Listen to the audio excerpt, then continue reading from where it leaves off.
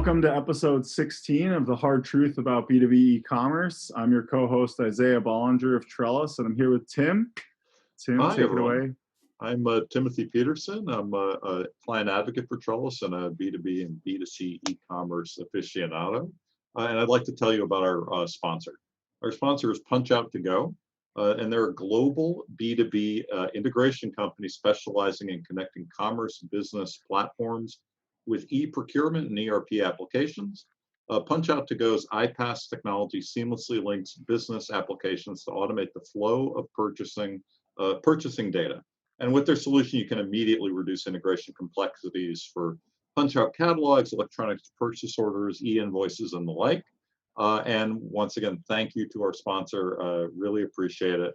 And welcome to another episode of The Hard Truth About B2B e-commerce. I know, it's weird to feel like we're on episode 16 because I feel like we just started this thing. Yeah, it's really exciting to have our guest, Richard Kelly from 1-800-Battery, which is also, I guess you would call it part of Market Ring, which is the underlying technology. So you've been in kind of ERP, B2B e-commerce, you've been in technology kind of most of your career, it sounds like. So tell us a little bit more about how you got into 1-800-Battery and Market Ring, and what is that? Because I think a lot of people don't. You guys are still fairly new, right? So Sure. So for over 25 years, I've been in enterprise software. I started warehouse management systems, managing inventory and stuff like that for brands that are dead, like Warehouse Entertainment. Remember the warehouse stores, or Adres, and even Circuit City, and then Doc Martin shoes. We implemented there, and I went up to Doc Martin for a period of time.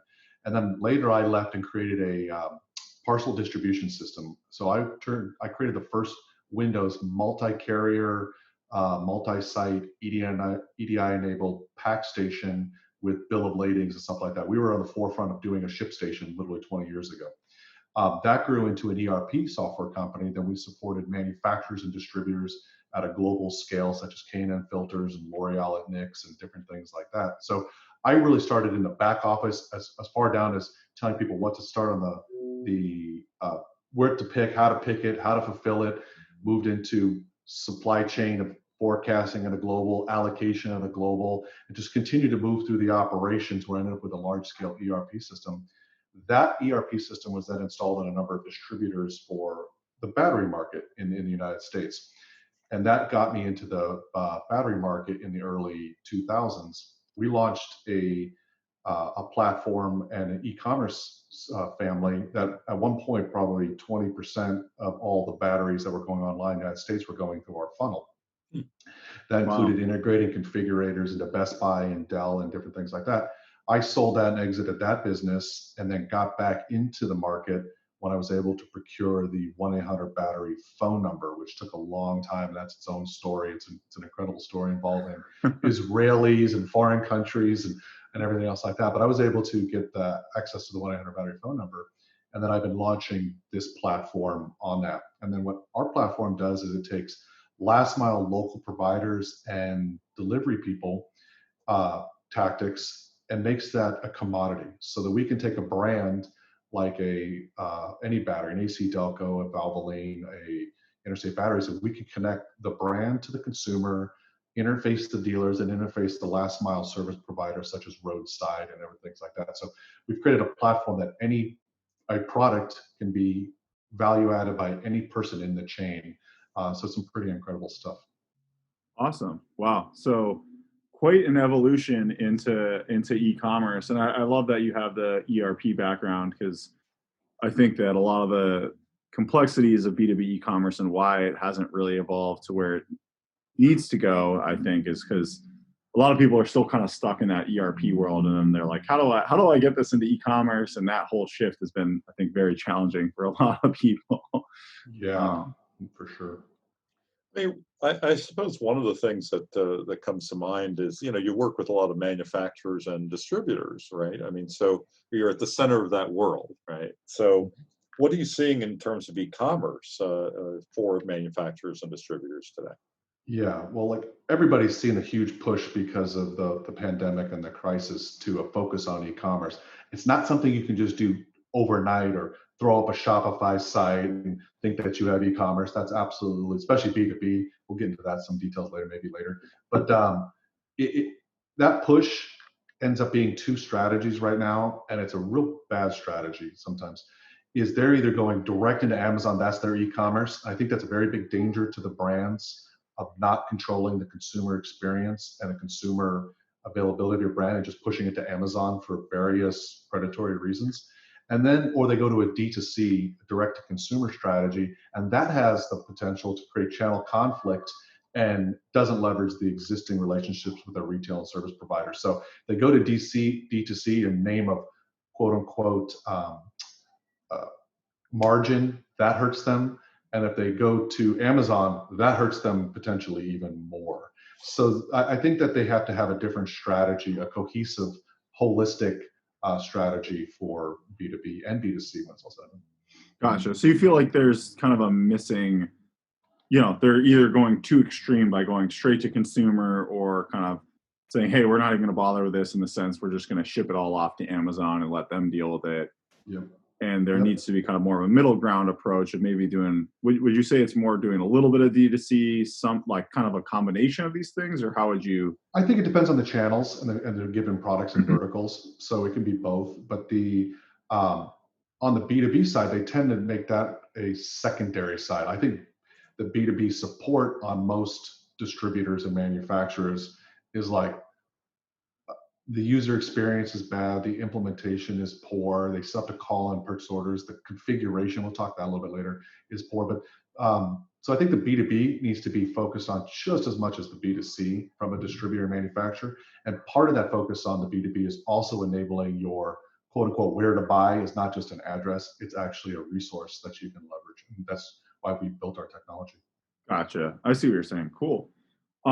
So yeah, there's a lot to get into, and I hope people go and check out your guys' site to see what you guys are doing at 1-800-Battery. But let's talk a little bit about the platforms, because I think that ties into what some of these problems are, and I think that's part of the problem is that I think part of the problem is also that the platforms have made it seem easier than it is, and they've commoditized things where they're like, oh, just set up Magento or set up Shopify, set up, there's a lot of platforms out there. I'm just naming some of the popular ones, and people kind of think, oh, just pay an agency, $50,000 or, some modest sum, and then that'll solve their kind of problems. And, can you talk a little bit about why there's a reason you guys didn't go out and use a Magento or Shop.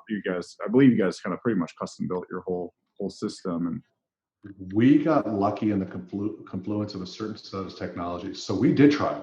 We started that out as, we tried Magento, we tried Commerce, we tried Shopify, we tried BigCommerce out of the box, and we broke all of them. So the problem with ours is the categorization requirements and the URL deep linking requirements and the sheer number of locations and product flexibility requirements and fitment and labor, all these different rules. We could not even get a site to start. Like some loads would take an hour just to boot the site up. So we broke it just on sheer scale of data on our side. So we got lucky headless. And so I'm a big believer in headless, because what that does is it separates the stacks that you can create the user experience that you want and integrate into the given carts that you want. So we can integrate into Shopify. We've had integrations into BigCommerce already, but we're not leveraging their forced delivery system and service and systems. We do it straight headless. So we leverage Amazon Cloud, we leverage other APIification of a whole bunch of things. And that ended up opening up a tremendous opportunity for us. Yeah, I'm a big believer in headless as well. And actually our new website, Trellis.co, which still got work and bugs to fix. It's only been out for about a month, is actually Vue.js. It's a headless front end and WordPress back end, but we actually have plans to bring in we have a Magento store that's kind of more of an operational tool, but we're going to bring that in to make it a better user experience for some of the stuff that we might push for more transactional things that we do. And so, yeah, I totally agree. I think headless.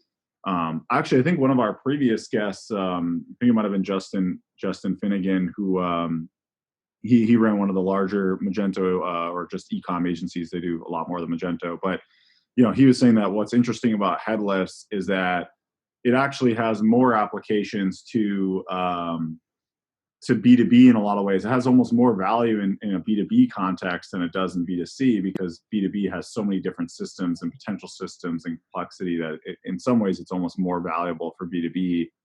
Whereas historically, B2C has been the ones usually adopting these newer technologies, but maybe this might change in the B2B world, hopefully. Yeah, for sure. I mean, for example, we integrated real-time delivery apps from different providers and stuff like that in a matter of, I don't want to tell anybody how quick it was done because it's really that quick, but by having a segmented system with order dispatch. And so like when our headless comes in, we run it through an order dispatch router based on Amazon SQS, and it will take it and then be able to flick an order here to a retailer via phone, flick one over here via email, flick this one directly integrated into the delivery app, flick this one over here and fire off an EDI purchase order for hub, spoke, and pickup. So by having headless technologies and putting that middleware in the process, you open yourself up to an almost infinite flexibility. And we'll tell you later on one of the other questions I think you pre-sent us on some of the features that we implemented in B2B 20 years ago. So, and they're still trying to catch up. So once they catch up, it's going to be great for businesses, and it just rewards the consumers at the end, right?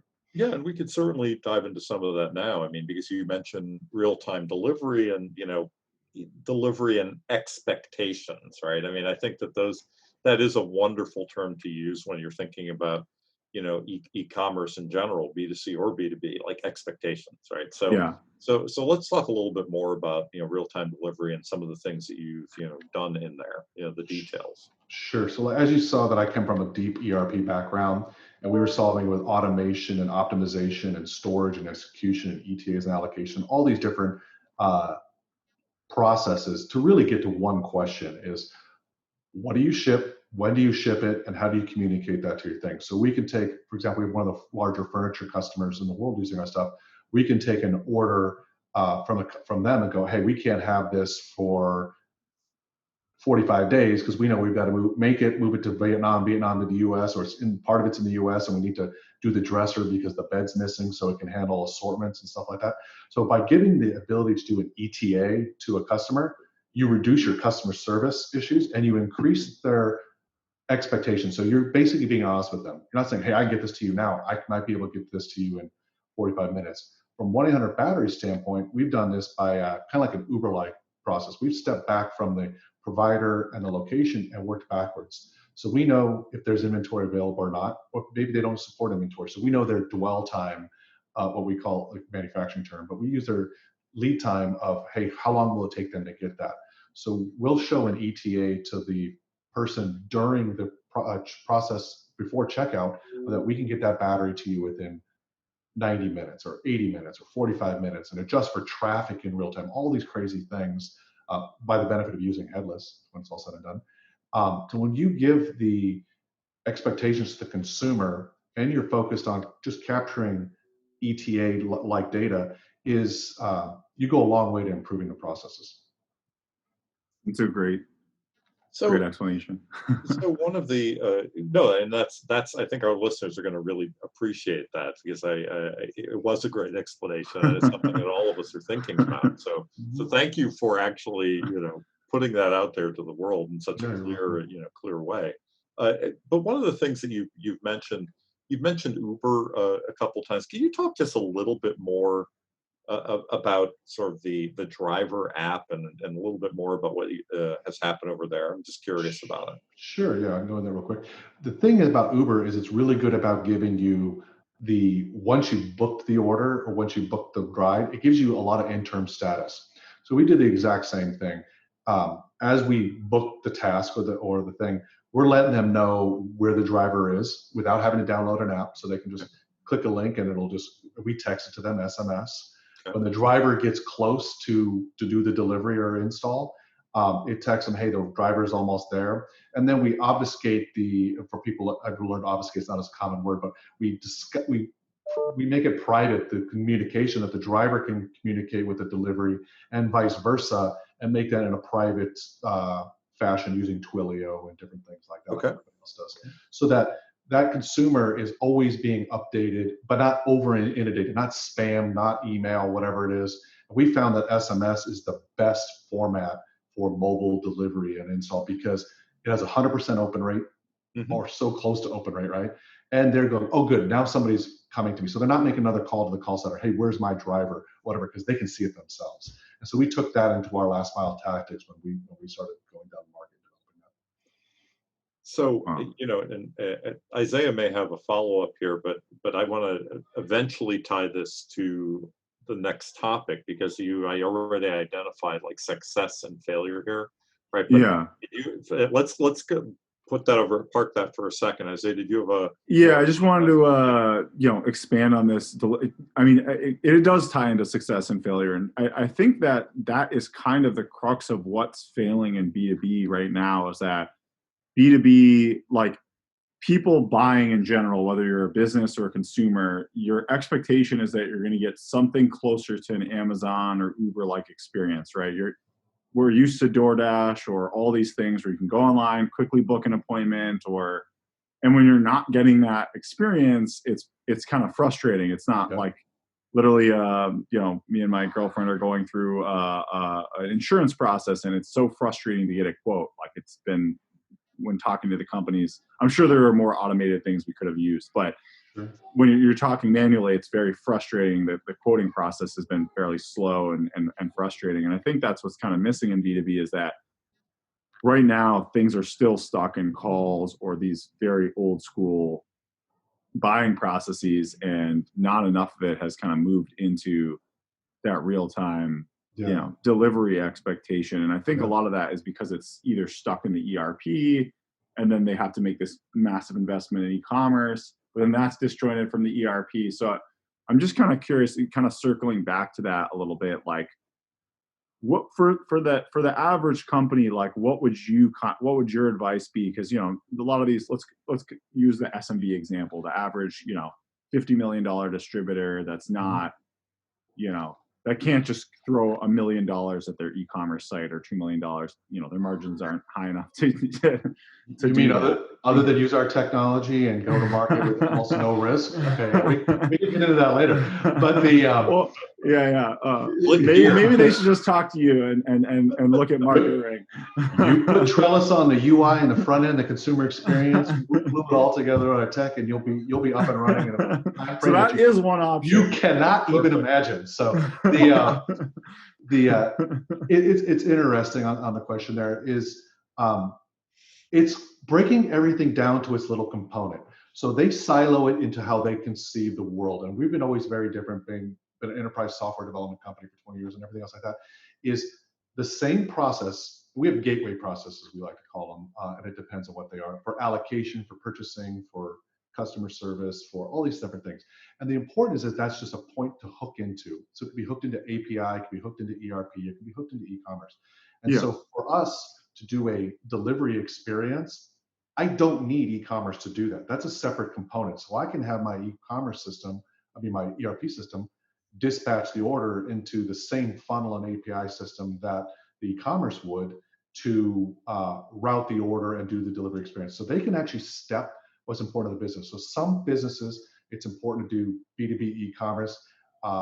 Those businesses are going to be things like large catalog selection, product assortment, so on and so forth, that it's hard for the business to business user to book an order or see the visibility or see the marketing or maybe the materials or whatever it is.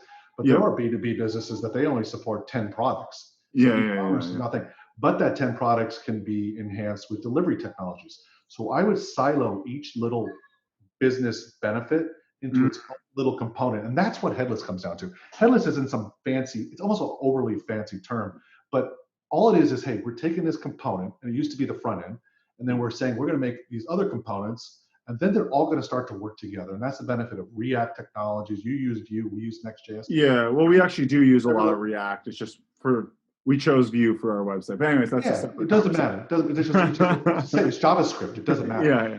But by having each thing as a component, you can interface that component to wherever you want. So if it was me, I would look at my own B2B business and say, what is value added to me? Like, for example, my son-in-law owns a trucking company. Their biggest customer is Peloton. We're even talking to that right now. So Peloton does route delivery. They deliver their cycles, stuff like that. So they're only really delivering 3 SKUs or whatever, but they have the same problem of delivery at scale, and the broken apps that they use a couple of ones. I won't name them because they're bad experiences for the operators, which makes it harder for them, which should be easy for the operator. You make it easy for the operator. That's another key on the technology. You make it easier on the operators and the data entry people and the customer service people. They'll use your tool, which is why SAP and ERP systems are so difficult to use in those aspects, and they push them through those funnels because the operator experience is so hard. So when you focus your strategy on the tech, you have to think about 3 things. You have to think about your customer's position, you have to think about the external operator's position, and then your own internal operators. And if you componentize that and go, I'm making an experience cohesive for all 3 layers, you'll get 100% adoption of your technology. It'll be so easy, they'll forget they never had it. And that's when technology is successful in any business. Yeah, and so to kind of summarize, for the companies that may be on a limited budget, it's like you said, it's distilling that down and looking at the problem. So, if you have 1 million SKUs, it's very different than the problem of I'm Peloton, I have 3 SKUs, and it's more of an operation logistics problem. And then maybe focus in the areas that you can kind of afford to chip away at. And I think that's part of the other problem is that people, they kind of maybe trying to do everything as an all-in-one, and they could go in more of an agile format. Maybe start with, product data. If it's a large catalog, get that solved. So at least you can see the products well, and then maybe chip away at the delivery component, or start to kind of solve these problems iteratively. It's baby steps. It's baby steps. Well, you hit on something here that has come up in most, if not all, of our episodes, is that, the way that Isaiah just put this about the all-in-one, the all-in-one is a fantasy for most businesses that I know of, whether they're B2B or B2C or a combo. It really is a fantasy. You have to just have that straight line, or there's nothing really that disrupts that straight line in order for that, to work. So it is the baby steps. I mean, to pick up on what you just said, it's just saying, okay, what's next, and like getting more of that stuff done and getting more successes as you do it. Yeah. And it's amazing how that works. And I've had 0 failures in ERP implementations in 25 years. And I think I'm the only ERP software company that can say that. Can we like put that quote somewhere? That's like 0 failures. 0. I like that. And we've had tremendous benefits. Like we've taken manufacturers that had 30-day plus lead times down to their lead time being a day. And that's just about optimizing the components. And they started with parcel distribution, and then they moved into inventory control. So there are strategies that you can use for ERP implementations. One of the big issues on that, especially as a consulting firm, we've both been in the service side on consulting, is that the management either doesn't have true buy-in from the C-level, and more importantly is you can end up with all this consulting and all this work and all this needs analysis and stuff like that. I always think that's overdone and oversold and waste a lot of capital that could be used on good solutions. As you componentize and break down, hey, we're going to get to this milestone, and this milestone is going to be implemented. It's not going to be on the to-do list, because if you don't implement that now, then you can't do step 2. So one of the big things that Isaiah just said was product data. Most small businesses, and even big businesses, they might be worse, are terrible at their product data. That is the lifeblood of the internet, is the lifeblood of your business. You have to take that seriously. It has to be its own department that has a hub and spoke, that I deal with product data, and I deal with marketing data, and I deal with pricing data, and I deal with inventory data. That if you put product data culturally as the forefront of your business to start with, all the other things you want to do, from B2B to B2C to ERP to all that stuff, they all become much easier. So make sure that product data isn't entering your stuff in a spreadsheet or having things. So product information management is probably the single biggest barrier to success when you start the process. And then there's other barriers later, but that's the biggest one from my perspective. I agree. Well, yeah, because it's so core, and a lot of my work is marketing work, in addition to, the other aspects of what I've done over the years. And I have to say, product is at the core of everything. And I've often gone to businesses and say, okay, we need to go back to that step. Like, how are we defining this product? What are all the attributes of the product? Where is all the data on the attributes of the product? Why is there only one image of the product? right? It's something you have to go back to It's if so you bad. haven't done, right? So bad. I Yeah. just did a manufacturer 2 years ago that you would know publicly. They're a household name for automotive part in the aftermarket. Like you see their sticker on every car and every event, right? I They think I did. know. They didn't have their own data of what fit their own vehicles in a digital format. So we were able to go and get that data for them during part of the implementation by using the internet, Mhm. scraping the data, and then going through a whole process, and even actually using little AI training bots. But go and say, hey, we've reassembled your product data in a digital format. So when you think that you can print a catalog and that printed catalog becomes your Bible, again, they were started in 1920, so that might be part of the cultural reason. But you're late to the game, and that's really important nuance. But we got the next questions, I'm sure. Yeah. We're doing good though. We're doing great. We're doing great. This is all right.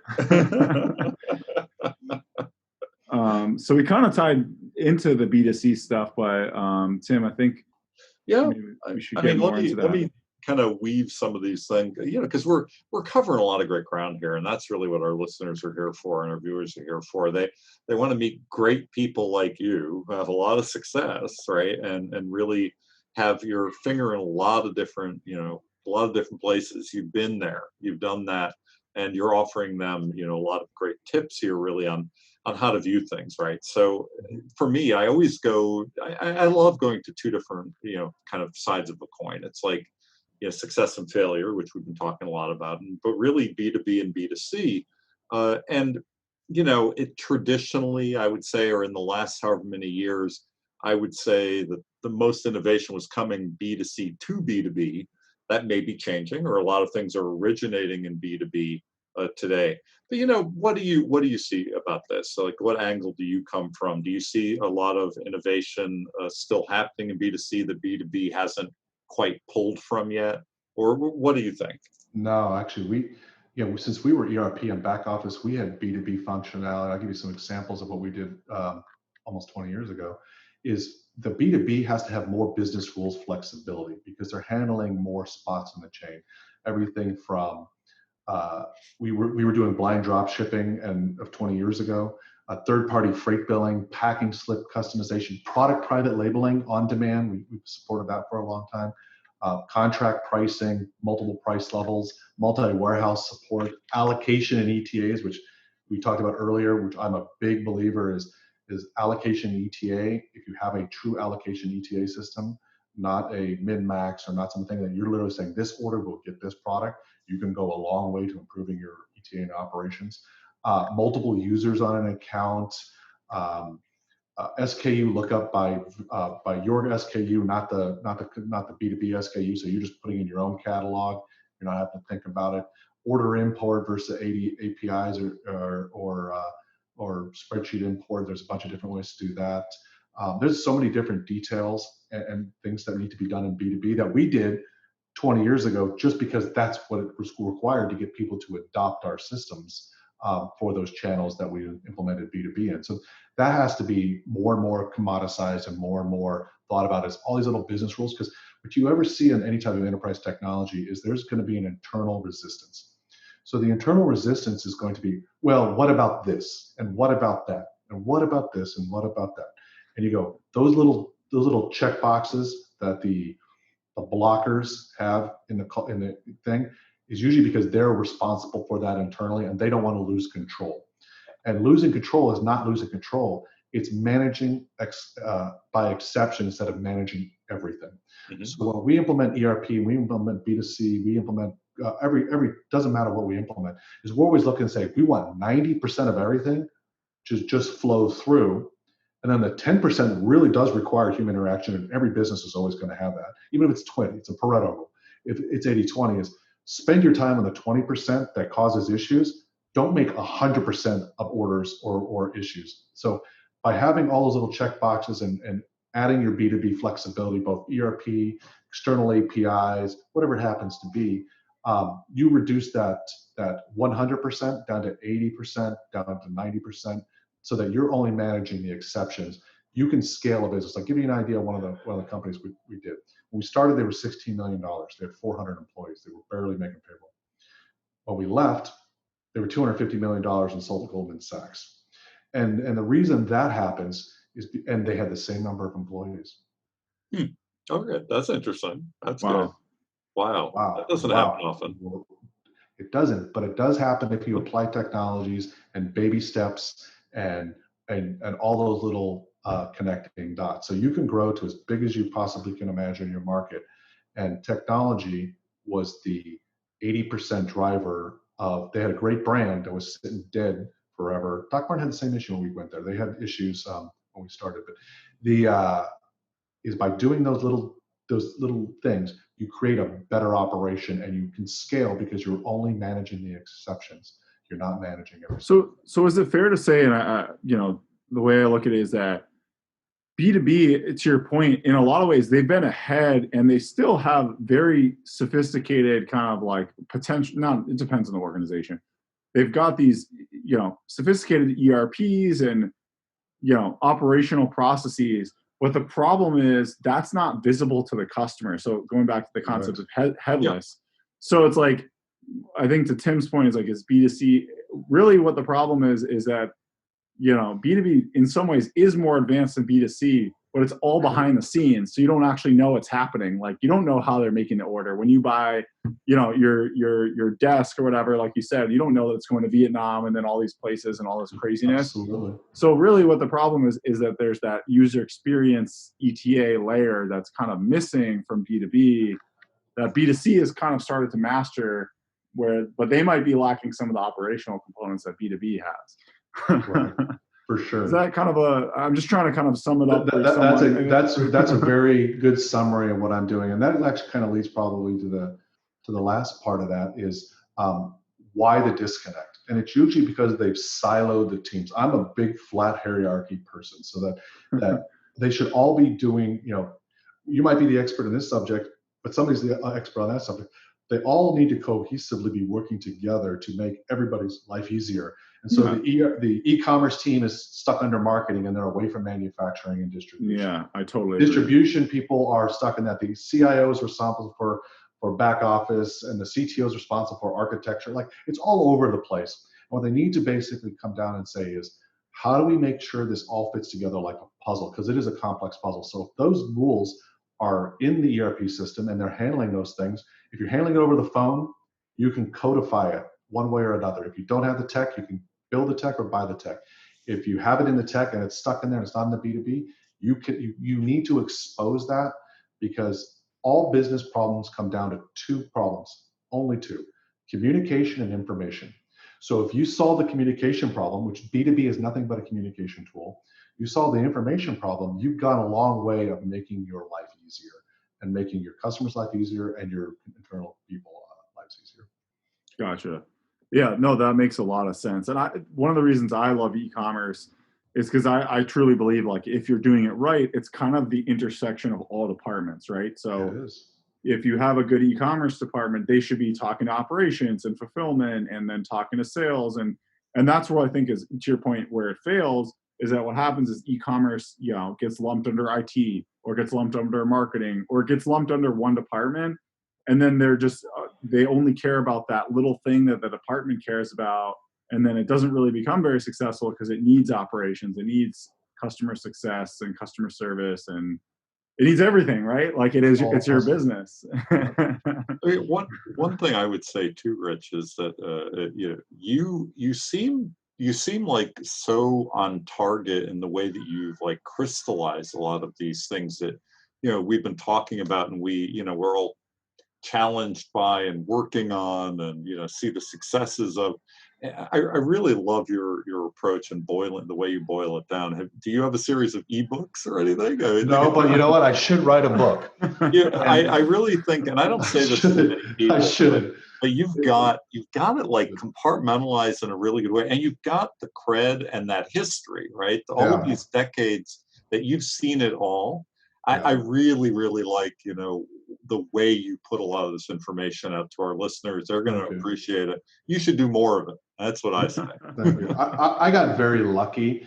I dropped out of college and went to the warehouse management software company at 18 and a half years old. So I've never done anything different.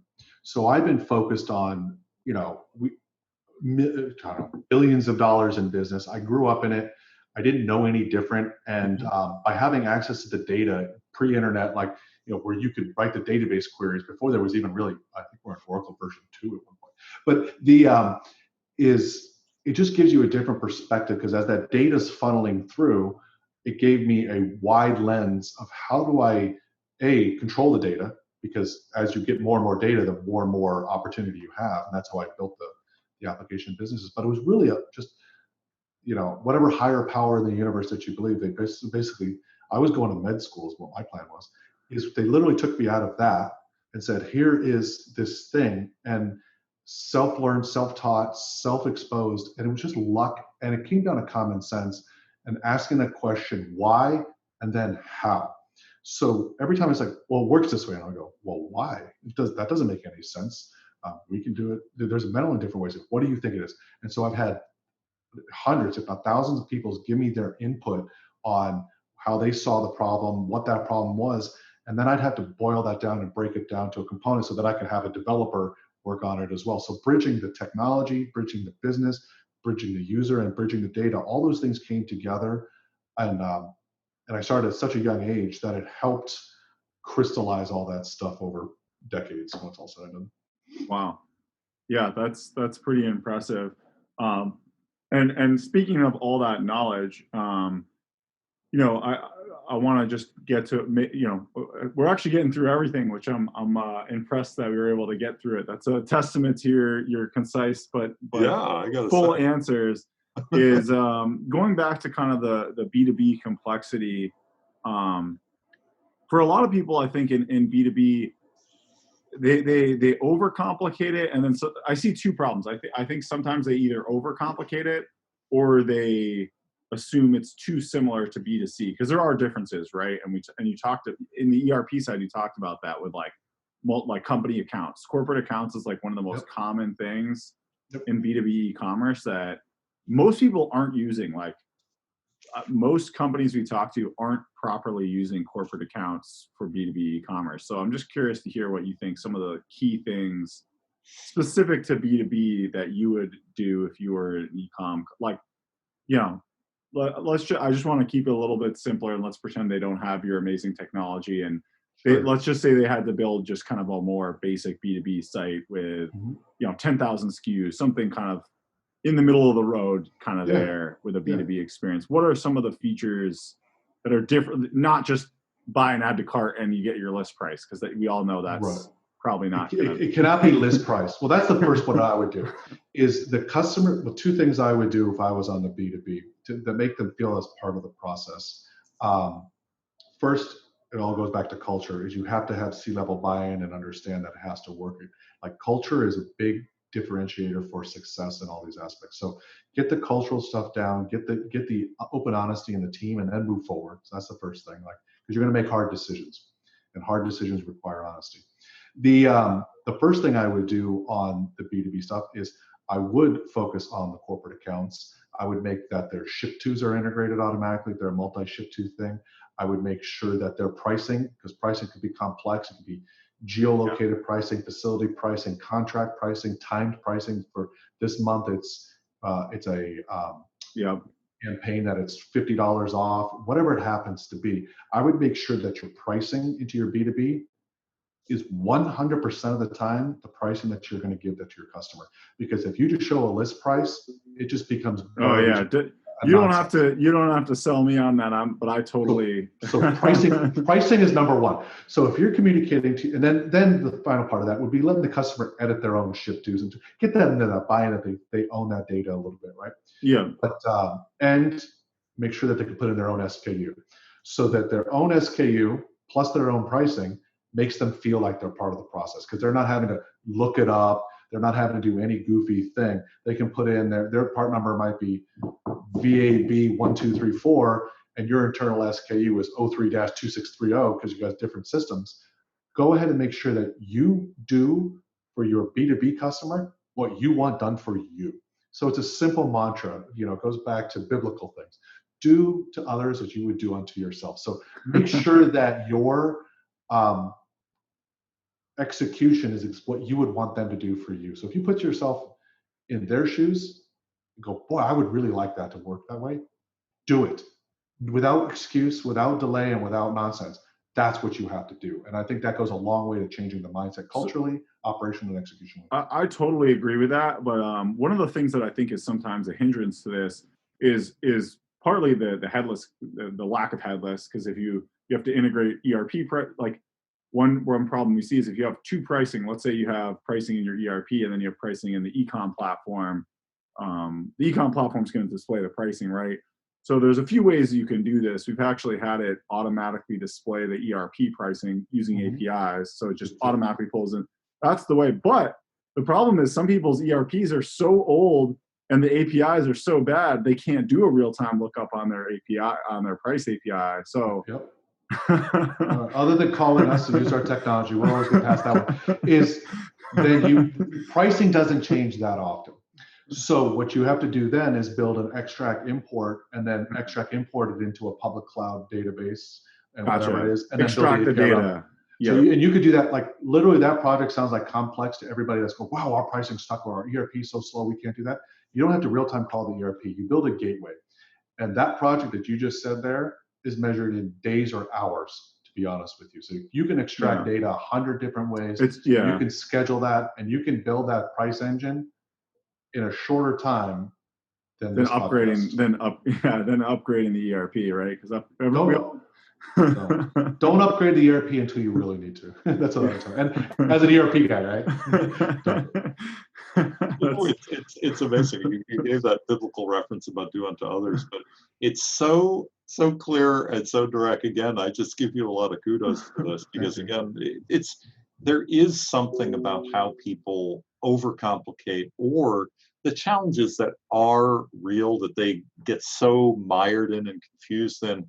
And I love how you just cut right to the chase. I can, I can hear the angels singing in the background. I actually live next door. I live on the ocean here, and next door is the biggest church in our area. So that's why I hear it. Kobe Bryant got married there. So that's how crazy it is. And I live right there. Wow. So I can hear them praying on Sunday, literally. Wow. I love the honesty though. I think that's what we need more of that in technology and in the work that we're doing is I think people especially I think what's happening in B2B, just to digress a little bit, is just I think a lot of these companies are kind of they don't want to admit it, but they're scared because Amazon's coming and taking all their business and they don't know what to do. And I think that's why we started this podcast. It's like, we're just trying to get you the honest, unbiased, Trellis does certain services, but I'm not trying to sell anyone, our platforms. We're just trying to give them the honest answers the best that we can. Is it the hard truth that you're looking for, Isaiah? Is that it? The hard truth about B2B e-commerce.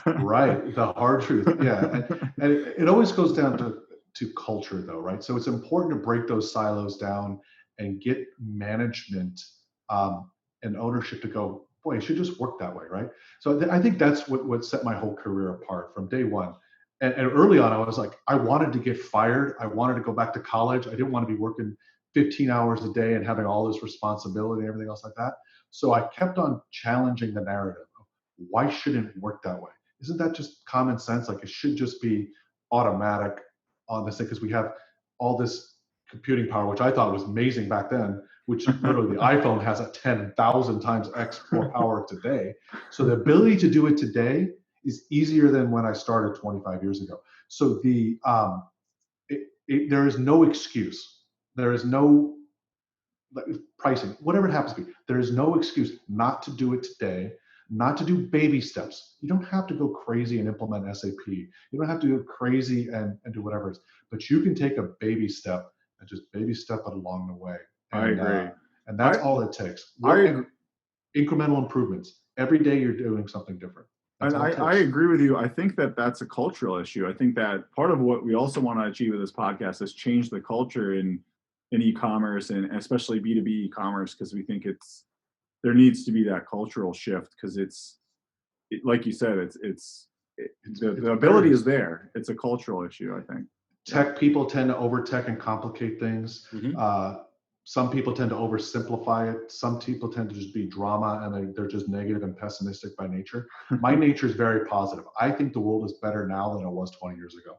I think it's going to be better 20 years from now for my grandkids and everything else like that than it is today. And it's interesting when we talk about Amazon and how their thing. Amazon has some glaring weaknesses that we won't go into now, but they don't even know they have them. And the pendulum of life is always swinging. So you have to make sure that you're always thinking ahead on those little things culturally, thinking about those little things ahead business-wise, and how as things become componentized and easier and easier and easier, it's easier to stitch together competitors. I'll give you an idea. I believe 1-800-Battery is going to be the biggest battery company in the United States in the next 5 years. We don't need, because we have a different mindset. We're not taking 20 years to build out supply chains. We're not doing anything. We're just taking smart strategies and smart things and connecting it all together in real time at scale. And that can be done in so many different industries, and it can be done for the brands themselves. We have a slide in our deck that says you can be the own marketplace for your own products so that you can control that thing. If you farm that out to Amazon or you farm that out to a thing, you lose that experience of the brand equity that you built. So by taking a different mindset, going, we want to put ourselves out there, and we want to take these little baby steps. That's all it takes to start a company. That's all it takes to build a B2B site. All it takes is just the guts to move forward and the self-honesty to get to the devil in the details. Yeah, no, that's very true. Well, I know, Tim, we both got stops coming up, so that's a good ending, right? Yeah, no, that was great. That was absolutely perfect, really. The Rich Keller sermon from the church. Yeah, I love this stuff, and I think this is amazing. I think it's important to have that optimistic, positive view instead of we're all gonna work for Amazon one day. Like you said, a lot of these companies have weaknesses.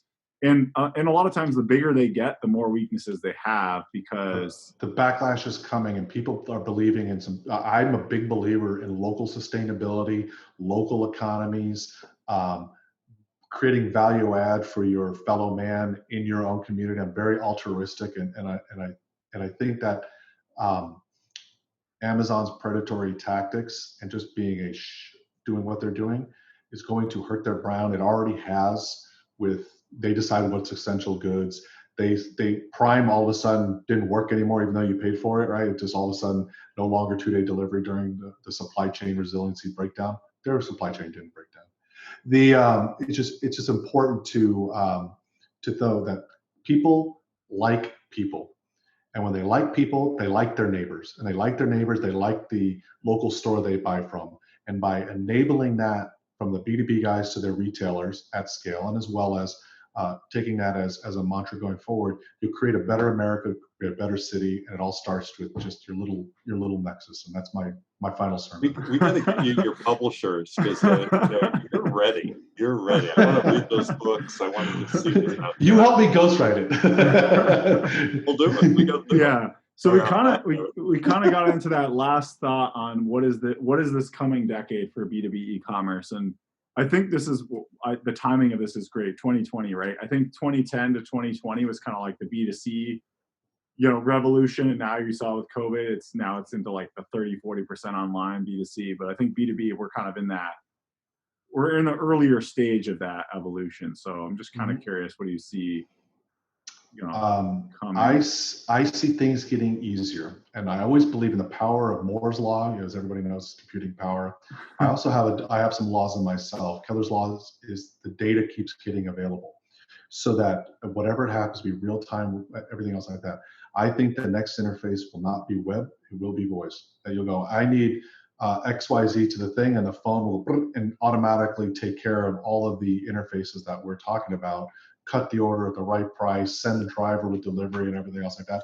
And we're building our entire technology stack just from internal search technologies and internal voice technology. We're building our entire stack to see that long-term vision that everything will just be, hey, just like Star Trek. Star Trek is so far ahead. You go, computer, I need this. And it's all done for you, right?